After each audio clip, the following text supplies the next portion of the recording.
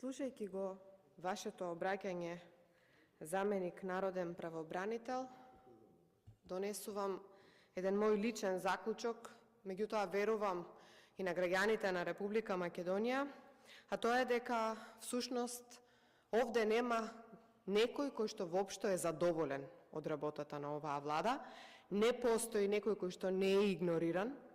Игнорирани се работниците кои што штрajкуваа, работниците во судството, вработените судските служби, штрajкуваа вработените во образованието, уште ни штрajкуваат пензионерите, штрajкуваа буквално разни здруженија на граѓани и од оние со посебни и ретки болести и оние со посебни потреби, така што не е чудно тоа што на крајот ќе излезете и вие, вработените кај народниот правобранител, да протестирате заради тоа што сте игнорирани.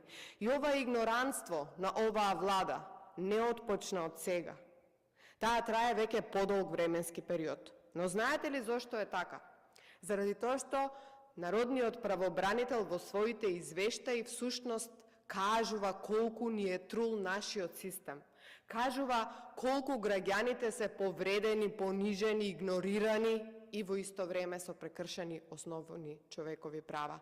Вие во вашиот дебел извештај, во кој што давате примери за тоа што се случува низ институциите во Република Македонија, всушност зборувате дека владата и некој од владата не си ја гледа својата работа.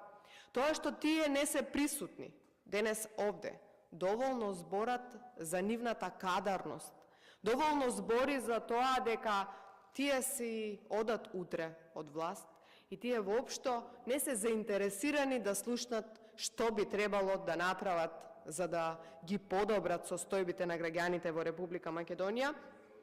Меѓутоа, загрижувачко е тоа што ваквата состојба е веќе подолг временски период. Во вашиот извештај, уште од 2022 година, вие кажувате дека всушност владата ги нема испочитувано законските обврски да ве повика на состаноци при разгледување на извештаи кои што вие ги имате доставено до владата. Имено во ведното обраќање на народниот правобранител, она кое што е најзагрижувачко, ќе го цитирам, кажува следно: за прв пат ќе изнесе народниот правобранител дека посебно загрижува односот на властите кон институцијата народен правобранител, и тоа во секој сегмент, и покрај нејзината значајна улога во општеството, заштитник на правото на граѓаните и контролен механизам за работата на администрацијата, суштествено значајни за развој на стабилно демократско општество. Имено, минатата година, тоа важи за 2021 година, за прв пат од донесување на измените и дополнувањата на Законот за народниот правобранител, пратениците не утврдија мерки по општите препораки дадени во годишниот извештај за степенот на обезбедување, почитување, унапредување и заштита на човековите слободи и права, со што фактички институциите, но и јавноста немаа можност да увидат каде и какви слабости во регулативата и во системот утврдил народниот правобранител. И овој заклучок го кажуваме и ние.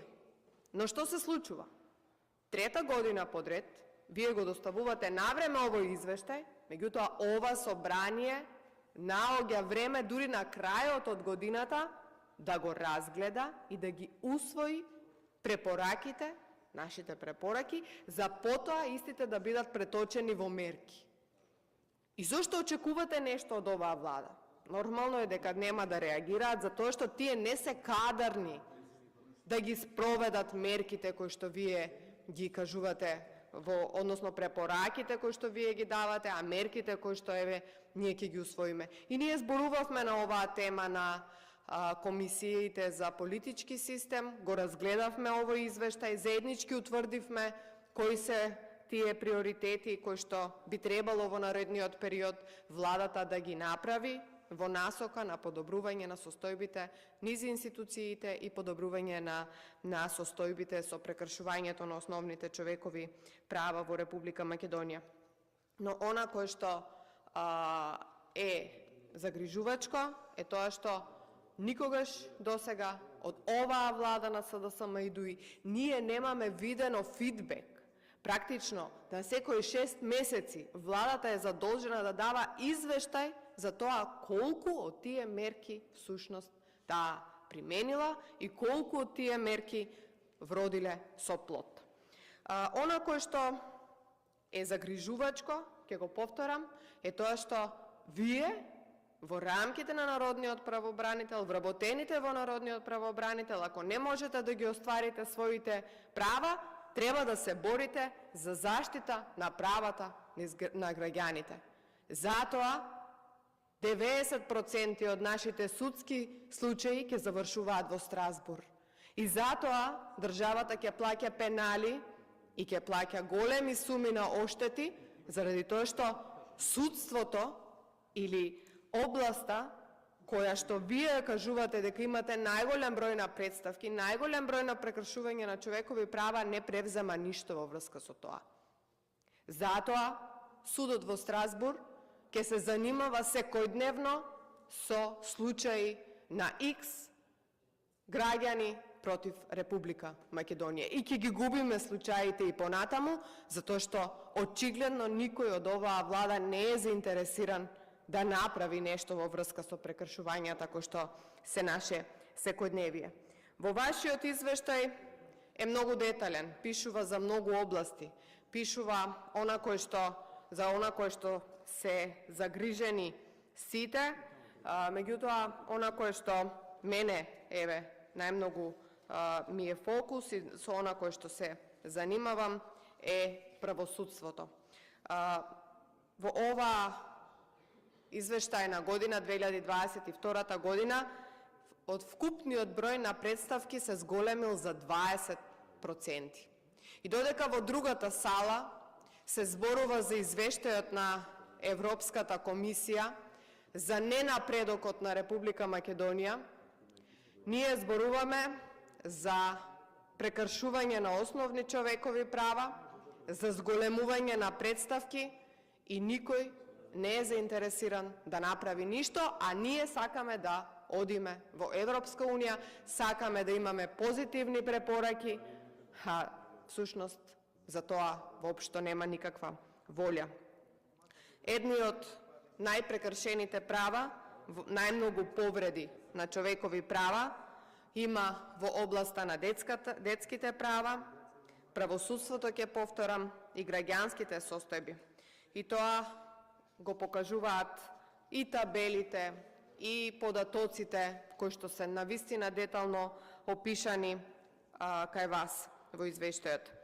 Властите треба допрва да се ангажираат да донесат закони и законски измени, се со цел да се најдат начини со кои што граѓаните нема да доживуваат прекршувања на законот.